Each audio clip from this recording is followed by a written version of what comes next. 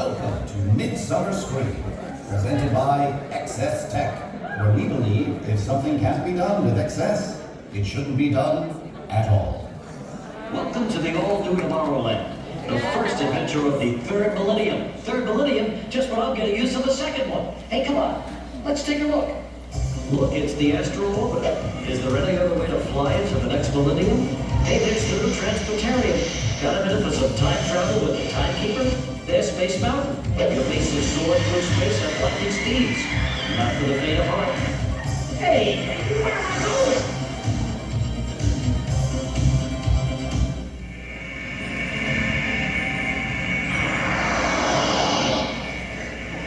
You know, I gotta believe Joe has something to do with all this. Hey, where are we anyway? You know, this must be Alien Encounter. Nah, this is Disney. There couldn't be a real alien inside. I'm told they're doing some testing in teletransportation through space. Maybe I'll get sent to Mars. You wanna know something? They'd love me on Mars. I'm being big in on Mars, yeah. Come on, I'll take you on a sneak preview.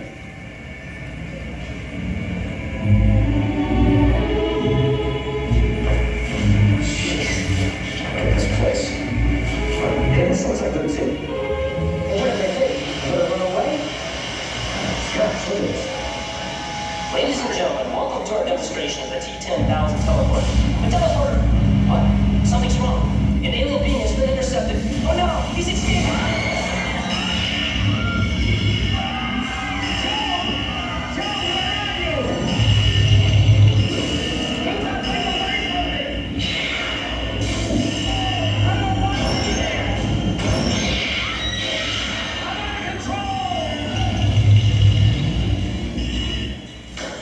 Wow, and that's just a sneak preview of Alien Encounter. Please, welcome to the stage, because nothing on earth can stop them. Makeup effects for extraterrestrial alien encounter, Tony Gardner. Director of extraterrestrial alien encounter, Jerry Reese. And your moderator for this panel presentation, host of Dizney Coast to Coast podcast and contributor to Attractions Magazine, Jeff DePauli.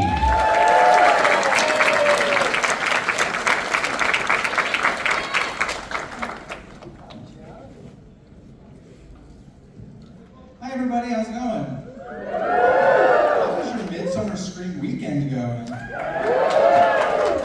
Fantastic. Well, before we even get going, I want to know, show of hands, I can't really see hands that well to be honest, but who here experienced in person extraterrestrial alien encounter? Good amount. You know, it was only at Walt Disney World, Magic Kingdom. There's a few there. Excellent. So, if you don't know the backstory of extraterrestrial alien encounter, the way that this kind of started, or at least the myth goes, that Michael Eisner, who was then CEO of the Walt Disney Company, he felt that the Disney parks needed some thrilling attractions. So he decided to do that by terrorizing children. If this remote would work. Hello, Michael Eisner and the Walt Disney Company. In a top secret military installation somewhere in the United States, there are those who believe that the government is hiding the remains of an alien spacecraft that mysteriously crashed Earth. With more and more scientific evidence of alien encounters and UFO sightings, the idea of creatures from another planet might not be as far-fetched as we once thought. In fact, what if you out there could have the next alien encounter? Enjoy tonight's special. I'm going to walk over to see if I can sneak a peek. Maybe not. Were those not like the greatest videos ever? I'm obsessed with the Michael Eisner intro videos, so I stuck it in the presentation. Anyway, Tony and Jerry, I would love to know, how did you both get involved with this project, and how freaking bonkers did you think it was that they were going to put this in Magic Kingdom at Walt Disney World? We'll start with Jerry. Well, I had done several shows for the park, including things like Creating Command, and and directed the Great Little Toaster. So I got the call that I was going to do this, direct this stuff with weird aliens, and I just thought it was the coolest thing ever. And they just let me get scarier and scarier. And they didn't stop me. In fact, during the second phase, Eisner said it should be scarier, so he sent me to the park to make sure it was even more scary. That's crazy. Tony, how did you get involved? You've done some Disney stuff before this. I've done Hocus Pocus and a couple other things. They reached out to me actually and said, hey, do you want to do some scary stuff with Jerry Reese for a ride? And they didn't really explain very much of it, but they explained that I would be dealing with a lot of comedians and coming up with an alien design for them that they wanted to make green, but they weren't sure how scary they wanted to make that part of it yet. And that's where it started. And both of you were originally hired just to work on like the media production of it all, right? Like less about the actual physical attraction, but the videos that would be incorporated into that experience. For both of you, that was the original job. Yes, yeah, and that also included the opening thing that you see with Tyra Banks when you're in the line waiting to get in. She's the spokesmodel. So, but it's all stuff that's on screens, yes. But for me, I didn't think it was going to be that, because I was used to following things all the way through final installation. So I thought I would have a continuity. And when they said, oh, thanks for the media, we're going to go install it without you, I was really surprised and disappointed. And I thought, well, you know, I guess that's how it goes on this one. Later, when Michael Eisner and Marty Sklar called back and went, we need you in the field to complete it there. To me, that was just going back to the plan A I had hoped for, so it was great. Cool, we'll get to that in a second. Here is a sample of a video that you worked on. This one might be out, but we're going to have to listen to our crew. There's a lot of And we've got our lucky traveler to whisk across the galaxy. In just a moment, the analysis module will rise. Please. Stand aside. Spin lock. Chairman Clint. So, is everything on schedule? Well, to tell you the truth, We're ahead of schedule. Excellent. Just selected a volunteer. It's off. Oh, good. I've been seized. Something you ate, sir? Seized with inspiration. A new idea. Oh, terrific. We're live, right? Yes, very. Hello, everyone. I've recalculated our plan. You see, if we bring one of you here, well, it's just get to meet one of you. However, if I'm teleported to Earth, I can meet all of you, shake each hand, and personally answer all your questions about the wonders of Excess. I'll be with you in just a moment. Prepare yourselves for an unforgettable encounter. Sir, I gather Remember, stay locked down as the rust of a people line. The only way to seize the future. Ross, the present, let's go.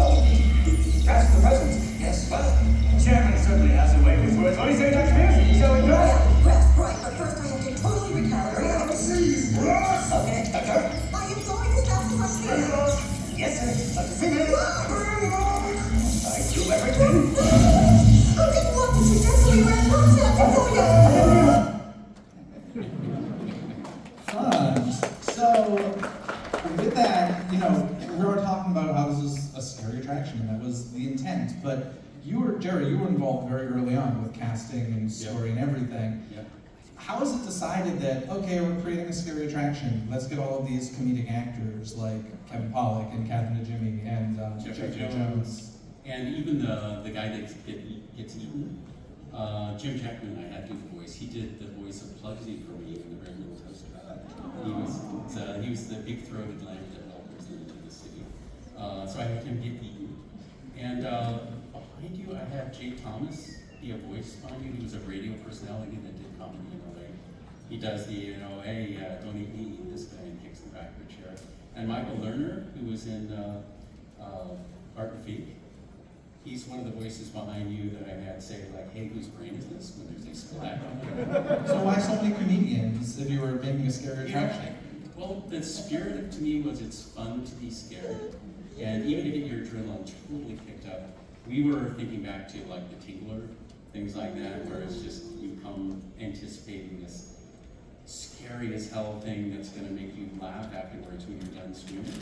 And so we just felt in the spirit of that, it'd be great to get people that could play the comedic edge to the situation they're in. And, I mean, Spinlock does not mean to make things go wrong, and it's funny that he does, but somebody gets eaten, so, you know, consequences.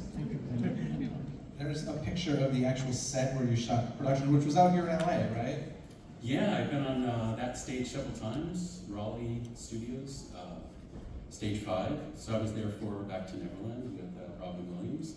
I was there again with this. I was there with Steve Martin, recreating part of Main Street for Disneyland the first 50 magical years. And when you were creating the show, as I said, it was supposed to be this scary thing, and it was replacing Mission to Mars, which was an attraction in Tomorrowland at Magic Kingdom. And that was very much set up the same way. It's this circular space, you can see above, below. Was that a mandate, like, hey, we want to make this, you know, save some money, the Disney way, and use this type of space? Was that a mandate for you? You know, I'm not sure, because that part, like building the physical space this story would happen in, there were years that preceded my involvement, where they said, well, we built where it's going to happen, now we have to have somebody guide the story that happens there. So the mythology, the place had been built, so when I walked in, I realized, oh, this is where I'm telling my story. So casting who's going to be there, who's going to play it, how's it going to feel moment by moment, was what I had to do. But the world build was something they had done, and I'm sure they had, that was part of their equation, I'm sure. Did you think it was crazy to put this in Magic Kingdom? You know, I in hindsight, yes. I think if it was at Disney MGM Studios, it would probably still be playing now next to Tower of Terror. He called it the correct name, folks. He said Disney MGM Studios.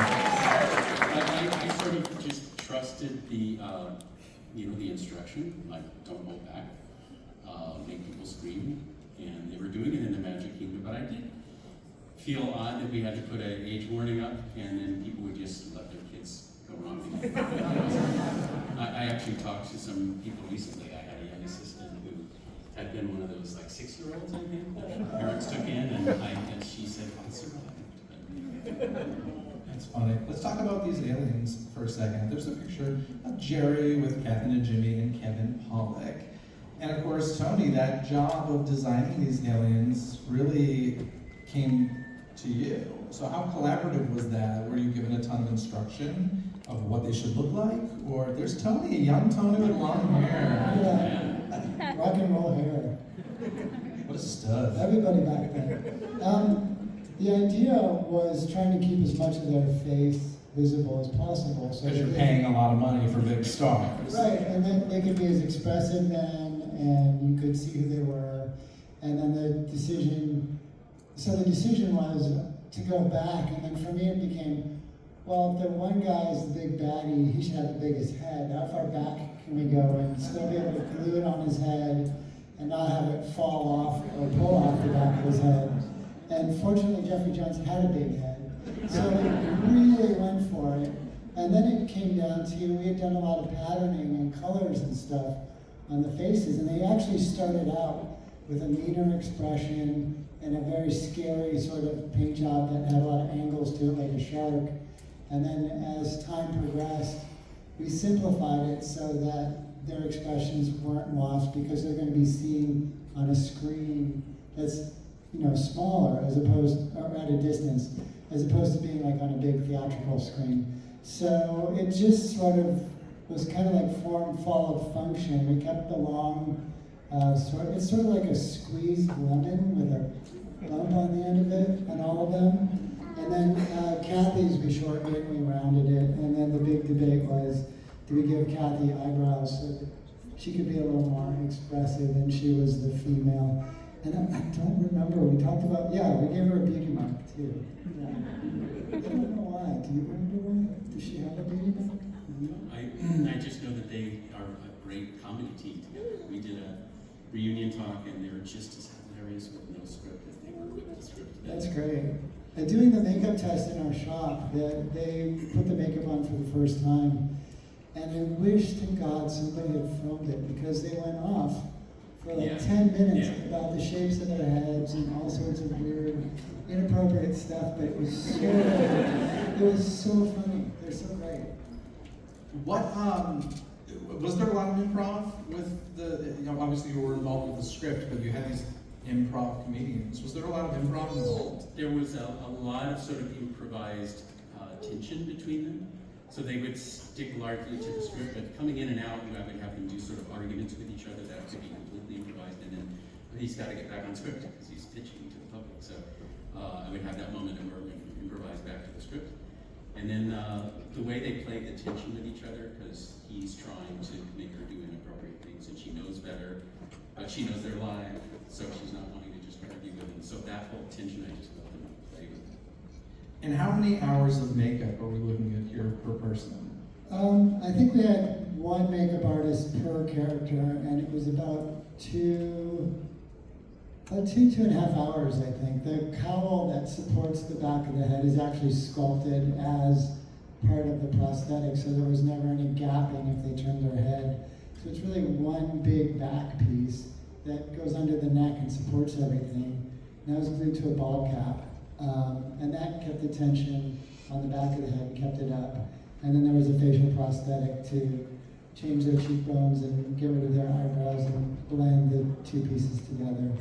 I have a request for Midsummer Scream 2026. Anybody out here in costume? I want to see one of these aliens at the party next year. That needs to happen. That's great. But you mentioned her earlier. There was somebody known as Tyra Banks, who at that time wasn't really known. Yeah. Soon to be a supermodel, yes. Yeah. Her mom drove her to the live cast session at our studio because she couldn't drive. Right. And I actually dubbed her voice with a 35-year-old actress. Because she was too young. Just because she sounded like a teen girl, and she was supposed to be this poised spokesman and boy. Physically, she totally rocked the place. Yeah, but she sounded like a teen girl, so I dubbed her voice. 35-year-old. That's great. And we saw a bit earlier on the video, Jeffrey Jones was in this teleportation tube. I think there's a story that goes along with that, right, Jerry? Yes. Actually, the final video that you see, where Kevin says, well, there you have that little glitch here and there, but yeah, she comes up and says, it does take time to seize the future. Behind them, you see the teleportation tube flush with the green roiling LN2, actually. That take that was in the final show was part of a much longer take from the previous show, and I had cut half the scene off. But in that longer scene, Jeffrey Jones is teleported back. He's angry. He's letting Spinlock know that as soon as he's out, he's going to punish him. And so Spinlock decides not to let him out. And he and Dr. P must come up with a reason where, maybe it's just that creature masquerading as Chairman Lynch, and so they teleport him away. So they fill it with vapor, and so he is re-enveloped with vapor at the end. Then they turn and do the whole farewell to the camera with Jeffrey Jones stuck inside of that vapor cloud. Now, on the shorter version of the show, I cut the whole first part off, so nobody knows it, but Jeffrey's in that cloud of vapor, right? So at the end, I would call cut, and it was a pretty long time that he was stuck in there. But, I would call cut, and they would open the door, and he would get out and get a fresh breath, because, if you just stay in a tube of LN2, it robs you of oxygen, and it could be very bad. So I called cut, and I see the pounding. And it's like, that's part of the scene, pounding on the tube. And I said, no, I called cut, and he keeps pounding on the tube. And I just see this green vapor and fists coming out and hitting the Galaxy, and then I realized, oh my God, he's stuck in there. And so I screamed at the crew, and they went over and pried the door open. Yes, he had been stuck in the tube, and was gasping for breath, and then everything was okay. But that was a spooky moment. Very nice. So at that point, everything we've talked about, that was kind of where your job was supposed to end, Jerry. But then they test the attraction. It was weird because, things weren't going super well, and you might think to yourself, oh, it's this scary attraction. People are complaining this is scary. We didn't know what we're getting into. And you'd think Disney would be like, okay, make it kid-friendly. But quite the opposite. They said, make the pre-show scarier so that people know what they're getting into, and the little kids will leave before they get to the main show. And make the main show scarier so that people scream more. And part of that was focusing on story. And that's when they called you up and they said, hey, we need some help on this. Come to Florida, let's start working, correct? Yes, and step one was me going down to Florida, seeing how they installed it, because we'd been having arguments before they left to go install it. And, the team that had been working on it for a few years said, well, when everything goes dark and it goes quiet, people will be thinking about Chairman Lynch on that planet, whatever. We'd go through their list, and they went, well, you know, you've been writing this story for years. They might just think the writer. And so they're like, oh, gee, maybe so. So that kind of stuff had happened. There were uncomfortable pauses where it was not clear what was going on. So the idea was shape the story, craft every scream, have people clearly understand every single beat, and train them that they are about to be eaten. And then, you know, once it's super clear, open it. So scare people with the pre-show, and then deliver with the scariest thing ever for the main show. And so that was a joy to be down in the field and involved with that. That's a fun Disney assignment. Those aren't assignments you get called for every day, so that's really, really cool.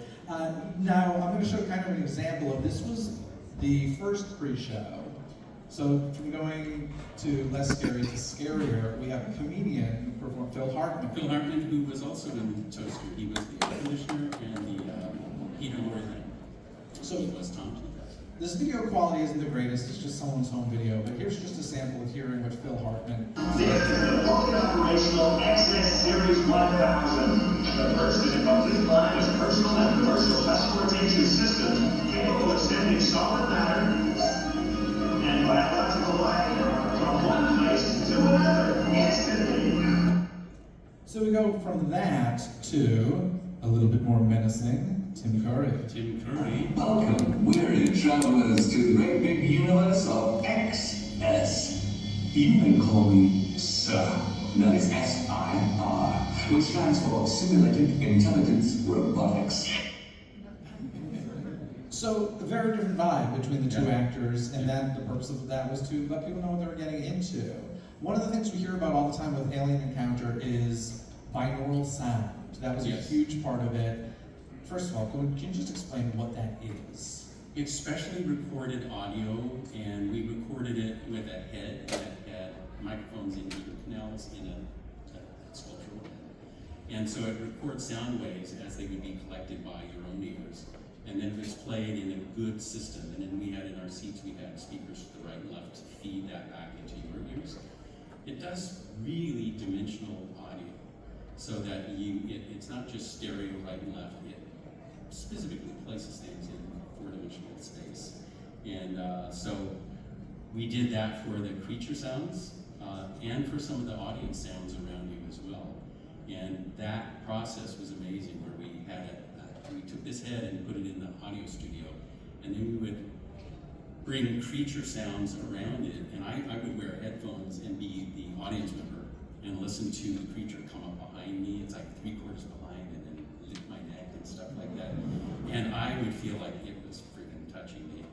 And that's what that headset, the shoulder restraints were for, that you saw in that first video. That's basically what a lot of the effects were in there. So you had those speakers in that headset, and then what else did they do? Like air pressure hoses and stuff? Yeah, well, in the night vision video, I train you to how you're going to be eaten. So you see at the last moments of the guy, the worker, there's breath on the lens, and then there's a tongue lick, and then there's the trunk.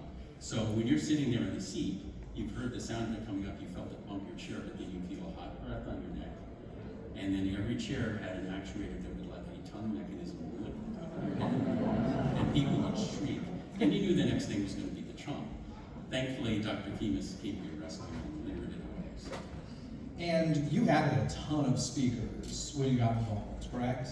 Brian Farron came in and was our audio expert for that. Yeah, there were a ton more audio things to just lead your mind around in the dark. So when it got dark, we needed you to know that the creature flew from a point up on the catwalk, down 3/4, circled the room. He did an array of speakers so that you could go from speaker 1, 2, 3, 4, and do a big circle, and it would fly around the room. You'd hear that audio, and then you'd feel wind fans on you, and then you'd hear it land behind you, thanks to your binaural audio, and then feel it bump the back of your chair and breathe on your neck. So we made sure that the audio completely told the story in the dark, and we had to compete with people screaming.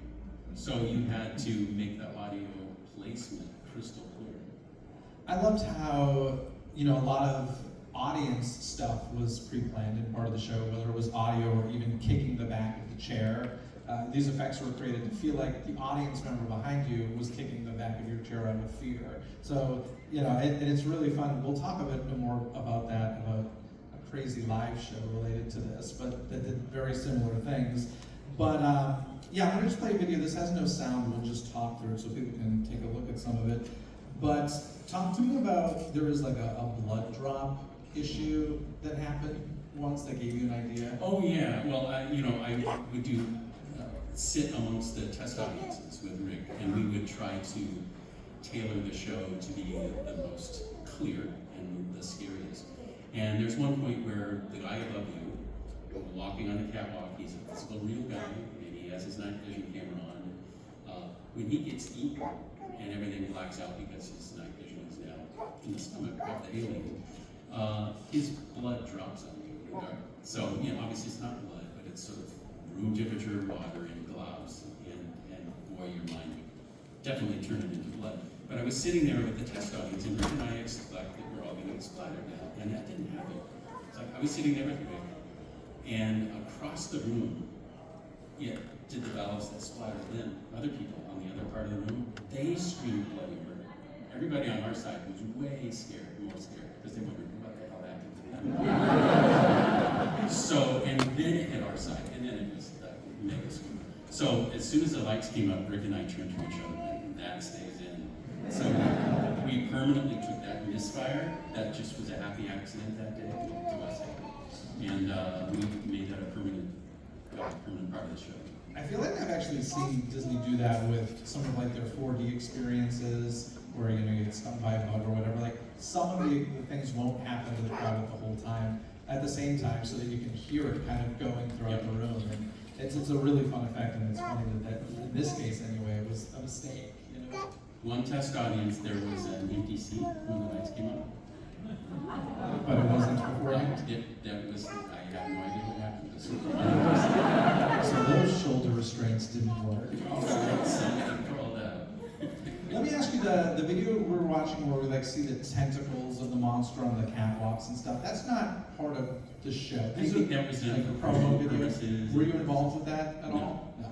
Yeah, there's a bunch of promo, because it's an experience in the dark, mostly, so it's really hard to market. You feel those things. Yeah. And you hear those things. Very cool. Can I ask a question? No. What's your question? Wasn't there an issue? I recall something with Disney having an issue with Fox because the design of the alien and the tube at one point was decidedly too similar. It was supposed to be Alien. Right, but then something happened and they had to change it. I just find it all ironic now, obviously, because Disney owns Fox. And also, this was the 90s. Also, ironically, they had the rights to use Alien at Disney MGM Studios in the Great Movie Ride. So they had Alien from the film Alien. Then why did they call this? They were going to, I forget the exact reason. I think there was something related to Mike Eisner and lights and stuff like that. Do you know, Jerry? I don't know. And George Lucas was involved as well with this project. So, yeah. So, because this is the time they were doing a lot of bringing Star Wars into the parks and Indiana Jones. And yeah, I mean, Mike Eisner loved this sort of stuff. And yeah. I should tell you too that just when we were mocking up the audio effects with Brand Farron back in Glendale, before we took them out, like the big speaker arrays and sort of compression hits that you would feel when the glass breaks and the monsters exploded, etc. We brought somebody in to just go through the mock-up. It didn't even have the big creature there, but it had a mock-up too. And they were anticipating taking it to Tokyo Disneyland, replicating the show. So a rep came out, sat there in our mock-up space, went through it, totally knows it's fake, but was so scared by it that when the lights came up, she had tears running down her face. And I've done that with touching people, but this was from right. And she said, "We will not take it in Tokyo unless you save the life of that guy up on the catwalk." So I came up with, I did some more storyboards to show how he would run for his life and close a door, and then he would dent the door, and then they said, "Okay, we take that one. No eating people." Well, fast forward a couple decades, the attraction's been closed for a long time, and a couple of crazy guys in Los Angeles decide to do this. 30 years ago, the happiest attraction that left families traumatized. The Magic Kingdom shut it down, never to be experienced again. Until now.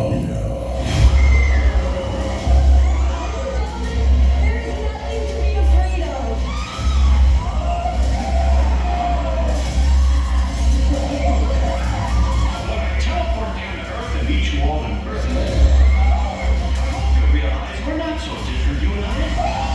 We're both gentle, peace-loving species.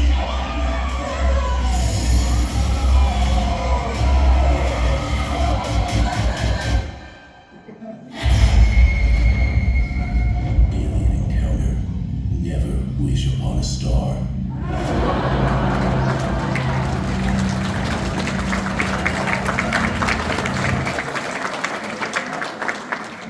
You psychos. Introduce yourselves. My name is Amit Tillman. I'm Adam Franklin, and we're the co-creators, co-directors of Alien Encounter, the Los Angeles live version.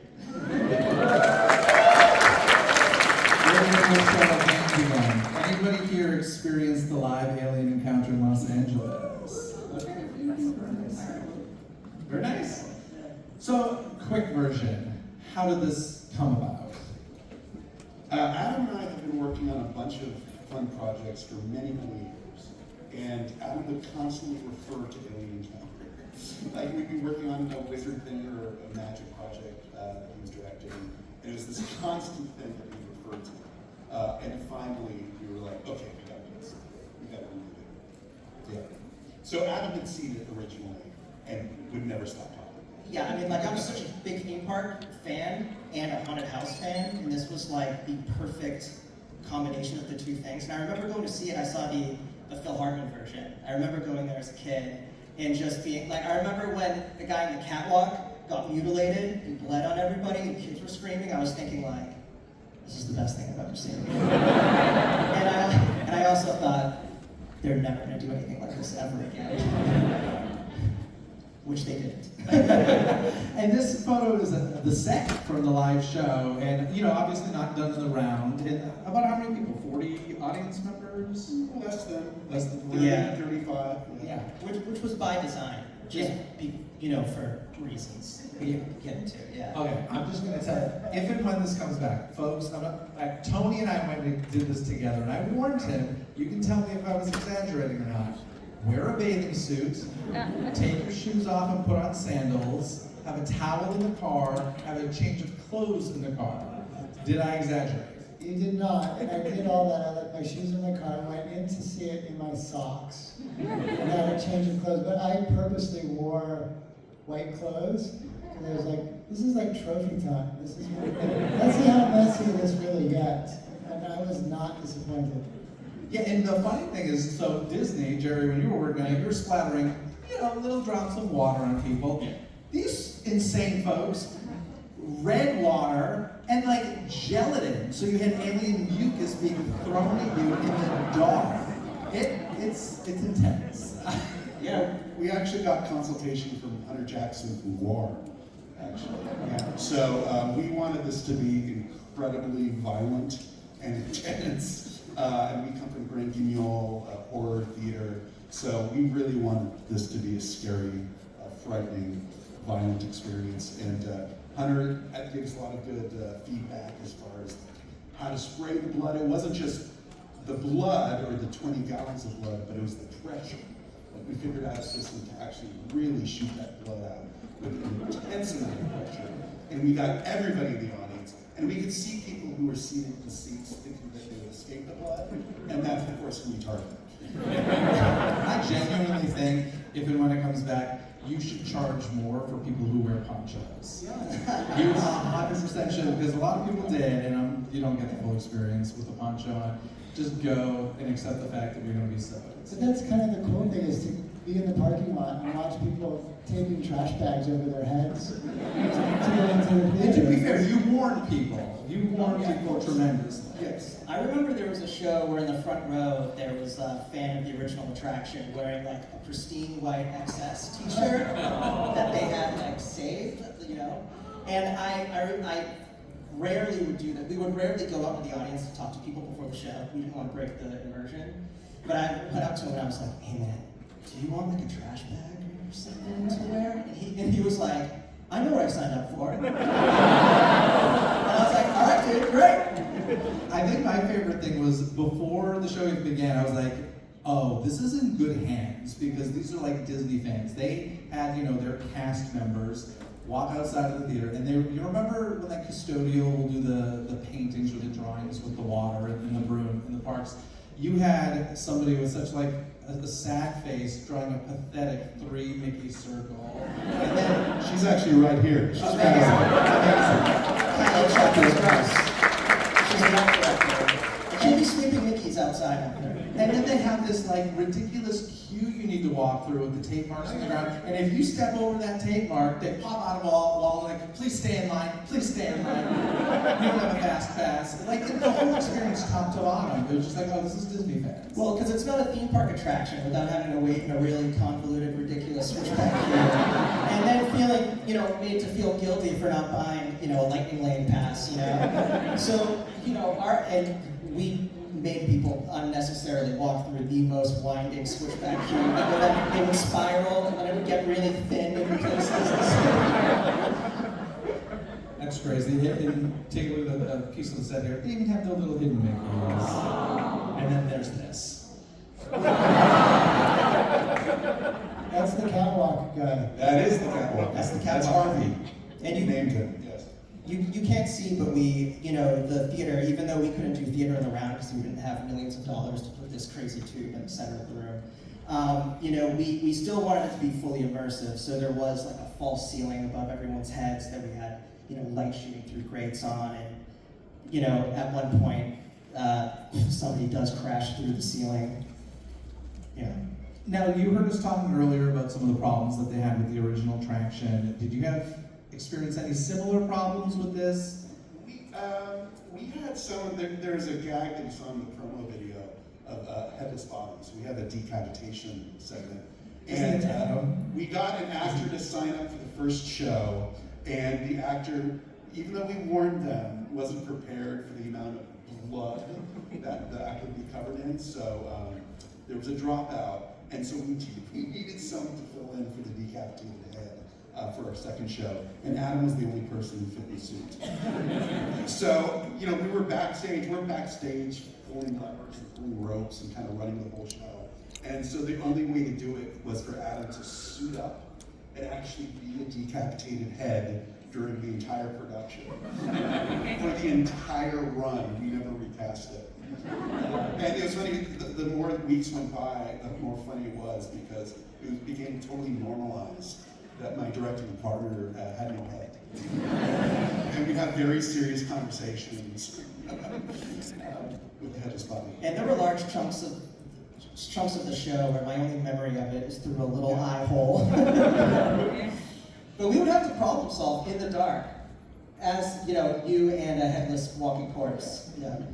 Now, Jerry, you didn't experience this. Is this the first time you saw video of it and stuff? It is. I had heard about it. Yeah, what are your thoughts? And I think it's great because, we made people imagine that was happening. You guys made it come true. The real magic. Live. Well, when you don't have a budget like Disney has, you have to, replace things with practical effects. And, like you were talking about sound. It's Yeah. really cool because we actually had those same challenges and those same desires to have it really be an immersive auditory experience. But our only options was we would build piping throughout the theater. So we would have actors backstage speaking into the piping that would go over the audience.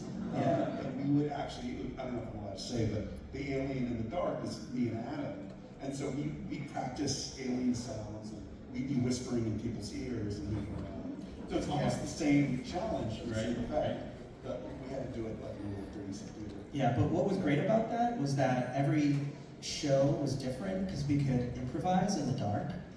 So, because everything was practical, which we thought was also scarier, not just the fact that people were paying to come to a show where some weirdos in Hollywood are in the dark, touching them and stuff like that. But also, it's genuinely scarier when things are practical in a room with you. I had gone to, you know, a seance that had spooky things happen, and they had speakers in the room, not quite as good as the ones at the Alien Encounter. And that was really scary, but then at one moment, there was just an actual tin can that got hit in the room, and everybody shit their pants. And we sort of took that lesson as like, well, if things are practical and tangible in the room with live actors and puppets, and, you know, using like old methods to throw voices around the room, you know, like that stuff is always gonna play better for us. And little hidden crash songs through the set. And yeah, and we have things like, you know, throwing alien mucus in someone's face. Like, we didn't have the gear and the effects to actually build things. So it'd just be me and Adam, like, with a handful of goo. Just throwing it someone's face. And it works. Did you decide on who would get it tonight? You know what's Did you funny? look around and go like that? You know what's funny? We were so busy building the show for like months before we opened, and the one thing we didn't rehearse is the blackout sequence. And we had all these toys. We knew what we kind of wanted to do, and then it was opening night, and we looked at each other going, okay, let's try it. Yeah. I'm not sure how it's going to work, and we kind of improvised all of that with a satchel with a bunch of toys. Yeah, we had a lot of tools, ways to sort of breathe down people's necks, ways to lick people. You know, we would... Not literally. Obviously, it was a show more for adults. Like, kids would come and they'd love it, but it was an adult show where we could get a little extreme. And, you know, we've done like blackout, you know, things. I don't know if you guys have ever been to like experiences like that. But, you know, in the dark, you know, we simulated people in the audience being mutilated, and they would be bleeding on people, and chairs would get thrown. You'd hear chairs getting thrown around, and you'd hear the alien like everywhere.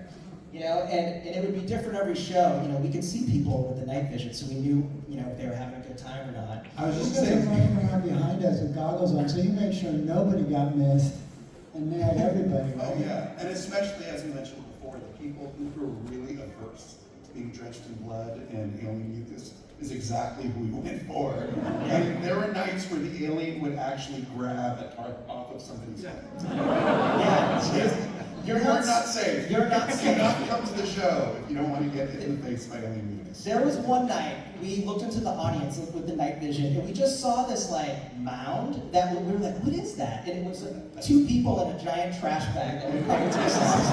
And we were like, and the alien just tore through it, just like vomiting mucus. I knew I was in trouble when I showed up, and Amit was like, Jeff, I have 2 seats reserved for you. Make sure you sit in these 2 seats. I was like, damn. I remember that. Yeah. I remember those seats. I gotta say, listen, truly, I've been to a ton of theater in my life. And we should mention, this is like the attraction was what, 5 minutes long, something like that? And this live show is about 15? Through the whole storyline, it was about 17 minutes, I think, to do that. From the pre-show. But how about the main, like, room? I don't remember the exact minutes. You know, I shortened it for probably about the second version of the show. Yeah, and then the live show is about how long? Let's see, 15 minutes? Under an hour. It's 55-0? I think our show was like 15 No. minutes. I think it was under an hour. Yeah, it was under an hour, yeah. It was over half, it was between 30 and 60 minutes. Gosh, I didn't think it was that long. Oh, We were yeah, having for sure. so much fun. Like, I've never heard you laugh so hard in my life. And I remember leaving with, like, literally my face hurt from smiling so much, but also I cursed so much because when you just get this stuff dumped on you, you're like, what the hell It is was this? cold and gooey. It was just obviously somebody is very aggressively flinging it. Am I selling this or scaring you all? That's what I want to know. Who wants to see this live show? Listen, I'll tell you folks, this is the God's honest truth. We, David Markland, the owner of Midsummer Scream, he and I talked about like trying to get it here. We're like, we want to do this here. It's so messy, we couldn't do it. But when can folks hopefully? Well, let me ask you guys, would you guys rather us do it in LA? Or Vegas? Or Tokyo?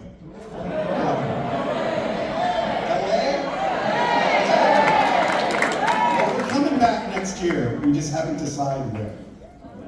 So, LA, huh?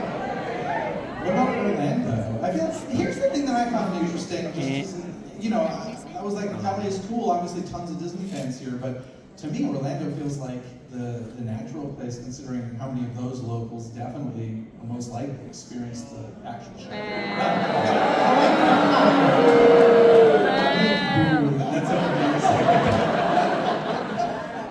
That's Orlando would be awesome. We would love it. We don't have the connection to Orlando like we do in Tokyo and Vegas, or in LA, obviously. So that would be the most difficult, I think. But we would love to do that.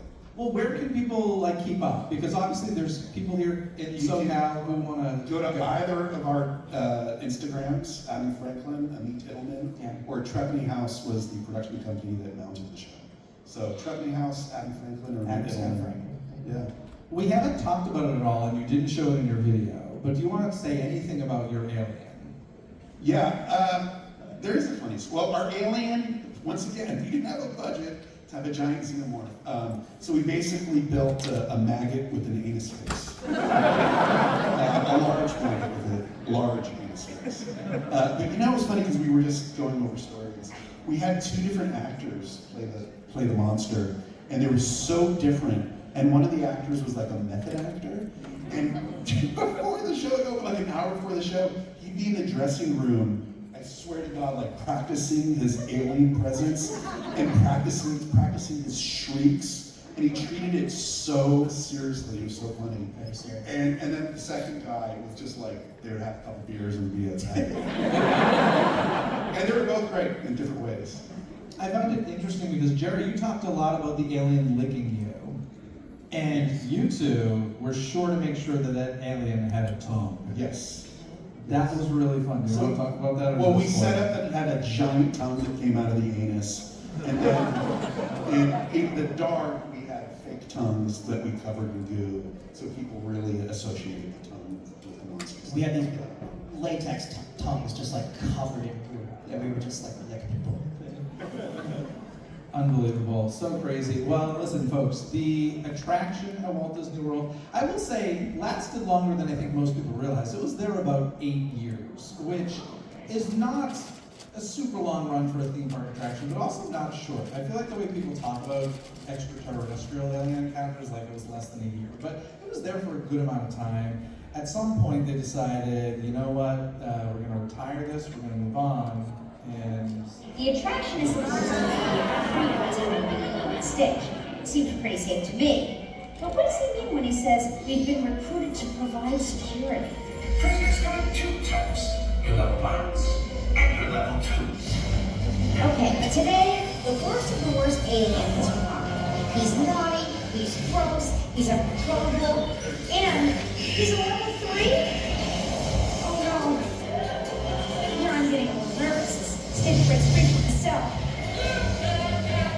Michael was having a great time, especially when Stitch gave me a souvenir you can't find in any Disney gift shop.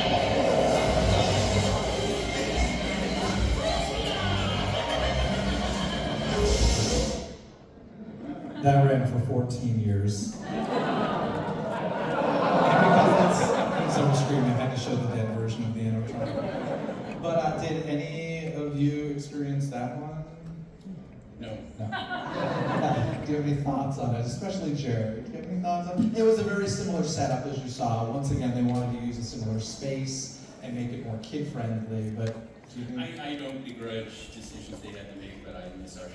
And I've had young people. There's a guy, Caleb Cruzado, who's just, I think, 20 years old, 21 years old now, and for several years he's been building a miniature of Alien Encounter. He wasn't even old enough to go to the original one, but he's such a fan just by looking at home videos from other people that he's building really accurate miniatures of our whole show. So I miss our show. Did anybody here experience this? I will say now it's an empty building. So what's better, the empty building or Stitch? Empty building. But I would go see it with Stitch the way he looks in the photo on the right. That I want to see. That could be like a... That's a whole interest. Maze right there, that's fun. Anyway, before I go, I'm going to we're running out of time here. We're going to run down the line, starting with Amit. Just any final thoughts on the original attraction, your show, anything you'd like to say about your alien encounter experience, and hopefully it's not the end. It's not the end. That's all I'll say. It's not the end. Yeah, come get to know us and come see the show. Yeah, I really love the original attraction, and a lot of people do, and people that didn't even get to experience it, just hearing about it, hearing stories about it, also sort of love it.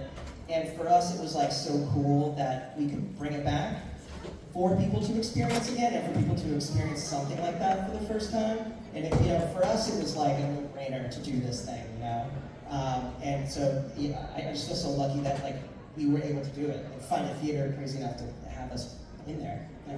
Well, I have to say, like you, paying homage to it in this same fun way, and somebody like Caleb Golden Miles doing that, all of that just is delightful. It's like, you do something the best you can in the moment. You never know if it's going to have a cool effect or not. And you guys did a wonderful job. Thank you. Well, thank you for creating it.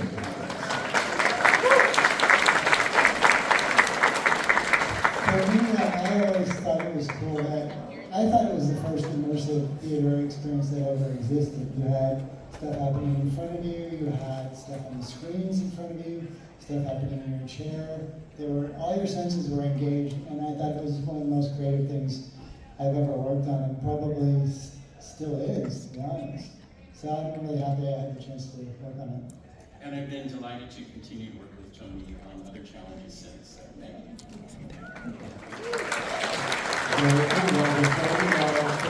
Thank you to all of you. Thank you so much.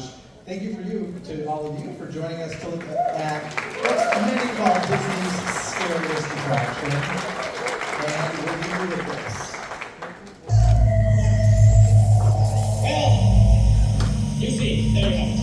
A little glitch here and there, but I think you get the idea. The potential of excess technology. We certainly apologize for any inconvenience, but after all, it does take time to seize the future. Good point. Thank you so much for coming. Please exit out the open doors and don't forget your belongings. The ones that haven't been eaten. Thank you.